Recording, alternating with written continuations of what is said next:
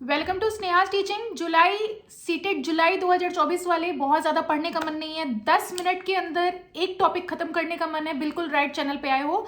10 minute के अंदर Lawrence Colbert की जो सिद्धांत है, जो थ्योरी है, उसको मैं इंग्लिश और हिंदी दोनों में एक्सप्लेन करूंगी। मैं दावा करती हूँ पूरे यूट्यूब पे इतनी फास्टली इस चीज़ को एक्सप्लेन करने वाला वीडियो शायद ही मिलेगा। अगर मिल भी जाता है तो शायद ही इतने अच्छे से कोई एक्सप्लेन कर पाएगा। आई होप कि आप मेरे से अच्छे से कनेक्ट कर पाएंगे। तो चलिए ज़्यादा टाइम वेस्ट नहीं करते हुए 10 मिनट में लॉरेंस कोलबर्ट को हम लोग समाप्त करते हैं, यानी कि इस थ्योरी को पूरे अच्छे से पढ़ के समाप्त करते हैं। तो सबसे पहले मैं आपको ये बता दूं कि लॉरेंस कोलबर्ट थे कौन। अमेरिकन साइकोलॉजिस्ट थे। कौन थे? अमेरिकन साइकोलॉजिस्ट थे। उन्होंने नैतिक जो विकास है, जो नैतिक डेवलपमेंट है उसके लिए, यानी कि जो मोरल डेवलपमेंट है उसके लिए थ्योरी दी, जो कि बहुत प्रसिद्ध है। ठीक है, इस थ्योरी में कितने स्टेजेस हैं? टोटल 6 स्टेजेस हैं। कितने स्टेजेस हैं? टोटल 6 स्टेजेस हैं। और जो लेकिन वो सब बटे हुए हैं, यानी कि जो पहला है वो है प्री कन्वेंशनल लेवल। पहला क्या है? Pre conventional. मैं बस बिना बोर्ड के पढ़ाऊंगी और आपको याद हो जाएगा। पहला है प्री कन्वेंशनल लेवल, यानी पूर्व संवीक स्तर। ठीक है, और उसमें 2 स्टेज है। पहला स्टेज है ओबीडियंस एंड पनिशमेंट, दूसरा स्टेज है self interest orientation. Obedience and punishment को हम आज्ञा और दंड ओरिएंटेशन भी कह सकते हैं, और सेल्फ इंटरेस्ट ओरिएंटेशन को हम स्वार्थ हित ओरिएंटेशन भी कह सकते हैं। तो पहला हमारा क्या है? प्री कन्वेंशनल लेवल, यानी पूर्व सामविक स्तर। दूसरा है हमारा सामविक स्तर, जिसको हम कन्वेंशनल लेवल कहते हैं। और तीसरा है हमारा पोस्ट कन्वेंशनल लेवल, यानी कि सामाजिक यानी कि पोस्ट कन्वेंशनल लेवल जो है वो आप क्या उसको कह सकते हैं, क्या स्तर आप उसको प्रॉपर हिंदी में क्या दे सकते हैं, वो बताइए। सामविक स्तर का क्या होगा, उसको हिंदी में आप कैसे प्रॉपरली बोल सकते हैं? तो 3 है उसमें, और उसमें टोटल 6 स्टेजेस है। तो पहले स्टेज की बात हम करते हैं जो कि प्री कन्वेंशनल लेवल में आता है, जिसको हम पूर्व सामविक स्तर बोलते हैं, जो है ओबीडियंस एंड पनिशमेंट। जो कि किस में आता है? ओबीडियंस एंड पनिशमेंट में। यानी कि बच्चे अगर बच्चा पनिशमेंट के डर से कोई काम को कर रहा है, उसमें नैतिक विकास बहुत अच्छे से अभी नहीं हुआ है, ये 10 साल के अंदर की बात है। ठीक है, उसमें नैतिक विकास अच्छे तरीके से अभी नहीं देखा गया है बच्चे में। तो बच्चा कोई काम को कर रहा है, कोई काम को सही से कर रहा है, तो वो बस इसीलिए कर रहा है कि पनिशमेंट मिलेगा, तो वो झूठ नहीं बोल रहा है। पनिशमेंट मिलेगा, कोई गुस्सा करेगा तो वो ऐसा गलत काम नहीं कर रहा है। बस उसमें अभी इतने का ज्ञान है, तो वो ऑबिडियंस एंड पनिशमेंट में आता है, स्टेज 1। दूसरा जो स्टेज लॉरेंस कोलबर्ट ने दिया वो था सेल्फ इंटरेस्ट ओरिएंटेशन, यानी कि ये स्वार्थ हित ओरिएंटेशन है। यानी कि आप मेरा ये काम करोगे तब मैं आपका ये काम करूंगा। अभी उसमें मॉरलिटी बहुत अच्छे से डेवलप नहीं हुई है बच्चे में। बच्चा क्यों वो काम को क्यों कर रहा है? आप वो चीज करोगे तब वो चीज करूंगा, आप मुझे चॉकलेट दोगे तब मैं आपको ये दूंगा, आपने मेरा नोटबुक फाड़ दिया तो वो बच्चा भी आपका मतलब आपस में आप देखते होंगे जब आप टीचर हैं तो क्लासरूम में ऐसी चीजें होती रहती हैं कि एक बच्चे का नोटबुक फाड़ दिया गया तो दूसरा बच्चा भी कहा कि मैम इसने मेरा नोटबुक फाड़ दिया, मैंने इसका शार्पनर गुम कर दिया। मतलब टिट फॉर टैट, कि आप जैसा व्यवहार करोगे वैसा मैं करूंगा। इसमें भी नैतिकता का बहुत तरीके से तारे नहीं खुली हैं, मोरल डेवलपमेंट की तारें अभी नहीं खुली है बच्चों में। तो पहला स्टेज तो ऑबिडियंस एंड पनिशमेंट है। दूसरा है सेल्फ इंटरेस्ट ओरिएंटेशन, जो कि मैंने आपको बता दिया, स्टेज 2, यानी कि अपने हित में बच्चा सोचता है। अब हम आते हैं नेक्स्ट पे, जो है कन्वेंशनल लेवल, यानी कि सामविक स्तर, यानी कि इसमें स्टेज 3 आता है, जो कि व्यक्तिगत समझौता और अनुरूपता हो, जिसको हम कहते हैं इंटरपर्सनल अकॉर्ड एंड कॉन्फॉर्मिटी, यानी गुड गर्ल गुड बॉय। अगर आपको कोई अच्छा बोलेगा, गुड बोलेगा, तो वो उसे साबित करने के लिए, अपने आप को अच्छा साबित करने के लिए वो काम करेगा। अभी नैतिकता तो बाद में जाए, वो बस अपने आप को अच्छा दिखाने के लिए, अच्छा बच्चा बनने के लिए, माँ बाप की नज़र में अच्छा बनने के लिए, अगर मामा उसे बोल देती you are a good boy तो वो काम करेगा, या पापा बोल देते you are a good girl तो वो काम करेगी। तो अपने आप को प्रूफ कराने के लिए वो काम किया जा रहा है बच्चे के द्वारा, तो वो हमारा स्टेज 3 में आता है।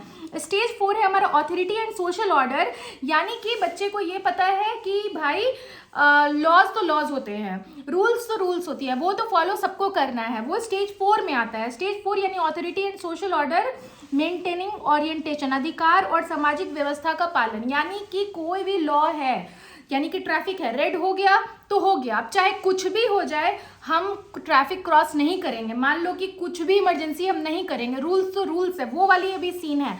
अभी बच्चा उसमें लॉजिक नहीं लगा पा रहा है कि अगर इतनी भी ज़्यादा इमरजेंसी है तो हमें उस रूल्स को तोड़ के, मान लो कि कोई मर रहा है, कोई पेशेंट है, एम्बुलेंस जा रही है, उसकी हालत क्रिटिकल है, बच्चा अभी इस चीज़ को डिस्टिंग्विश नहीं कर पाएगा कि भाई ऐसे केसेस में हम रूल्स को बाद में देखेंगे, पहले हमें जान बचाना जरूरी है। बच्चा भी यही समझ रहा है कि रूल्स होता है, अब वो चाहे जैसे भी हो। लॉजिकल थिंकिंग अभी नहीं आ रही है, उस मतलब एक लेवल की जो लॉजिक होती है डिस्टिंग्विश करने वाली बात वो नहीं आ रही है, मतलब रूल्स है, वो वाली चीज़ है। यानी कि यहाँ पे अधिकार और सामाजिक व्यवस्था का पालन, जो समाज ने व्यवस्था बना दिया है उसका कठोर रूप से पालन किया जाएगा। ठीक है, अगला है पोस्ट कन्वेंशनल, यानी कि जो उसके बाद जो अंतिम है पोस्ट कन्वेंशनल, यानी कि थर्ड है पोस्ट कन्वेंशनल। उसमें स्टेज 5 आता है सामाजिक संविदा और सामाजिक संविदा जो है ओरिएंटेशन, यानी कि changing laws for social benefit. अगर आपको समाज का कुछ उसमें अच्छा दिख रहा है तो आप लॉज को चेंज कर सकते हो।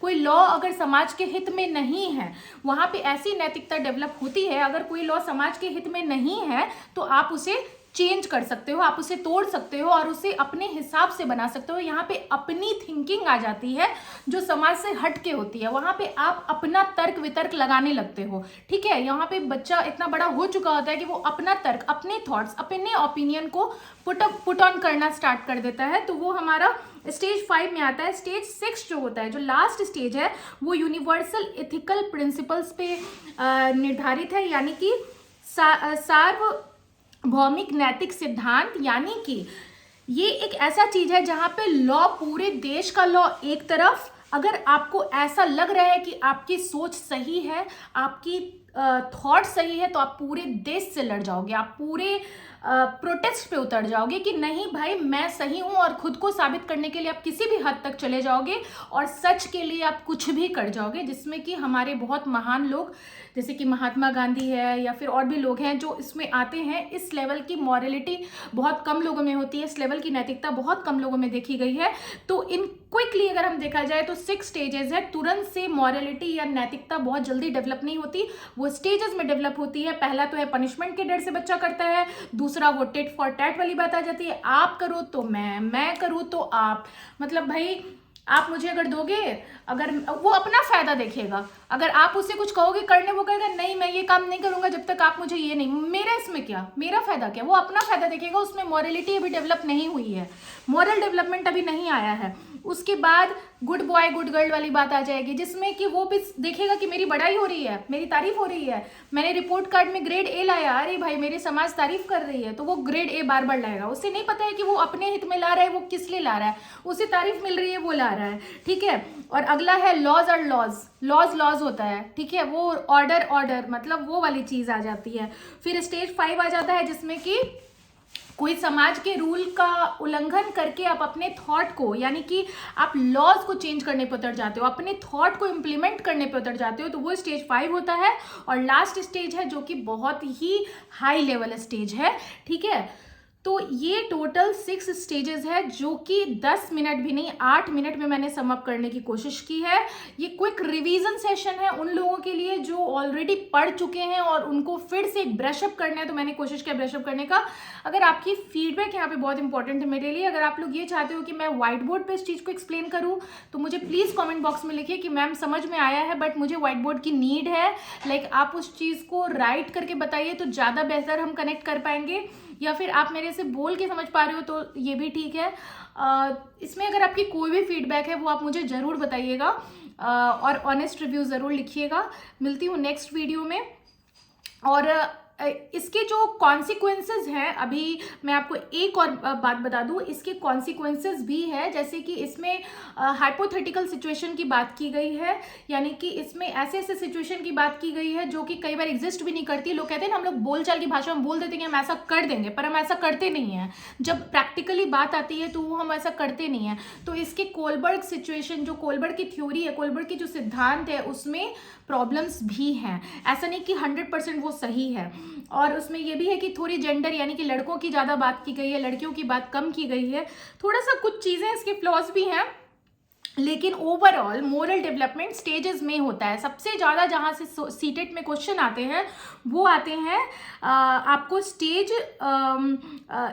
2 से सबसे ज़्यादा आते हैं सेल्फ इंटरेस्ट ओरिएंटेशन, यानी कि बच्चा अपना फ़ायदा की चीज़ देखता है, उसको ये दिखता है कि मेरा फ़ायदा क्या, मैं आपका ये चीज़ करूँगा। कहते हैं ना, बचपन में हमें मम्मी पापा बोलते थे ये कर दो, तो हम कहते थे अच्छा हम ये कर देंगे, बदले में हमें एक किस्मी बार मिलेगा, चॉकलेट मिलेगा। उस चॉकलेट की लालच में हम शायद उनका कितना काम कर जाते जाते थे। तो सेल्फ इंटरेस्ट से बहुत क्वेश्चन आते हैं। मिलती है नेक्स्ट वीडियो में, तब तक के लिए गुड।